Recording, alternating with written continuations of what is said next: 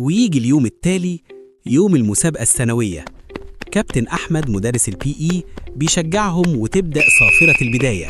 نور تجري، تتكعبل وتقع، لحظة صمت، وبسرعة تقوم وتكمل السباق. عليا تفوز بالمركز الأول، ونور تفوز بالمركز الثاني، والتشجيع يملى المدرسة. ويجي كابتن أحمد يهنيهم ويقول لهم: هايل يا أبطال، برافو يا نور، انتي توقعتي وقمتي بسرعة وما استسلمتيش، إصرارك على النجاح هو البطل النهاردة.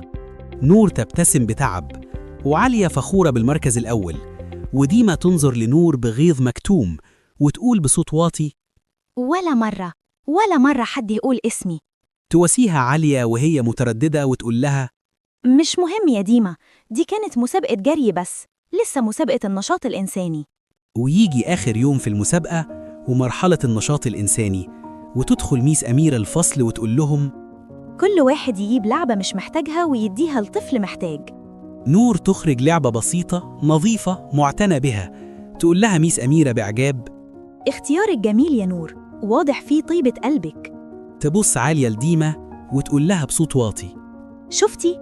حتى في اللعبة المدرسة مدحتها هي بس، إحنا كأننا مش موجودين. ديما تبص للعبة متلخبطة، وفي ميعاد البريك والفصل فاضي تدخل ديما وعالية الفصل.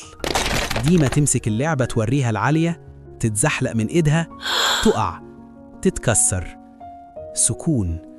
تبص ديما لعالية بعيون مليانة خوف. تقول عالية وهي خايفة: إحنا عملنا إيه؟ ترد عليها ديما وهي مرعوبة: يلا نمشي من هنا بسرعة. وطلعوا يجروا بره الفصل. تدخل نور الفصل وتتفاجئ بلعبتها اتكسرت، وتحزن جدا. ونرجع ليوم التكريم في مكتب ميس كاميليا.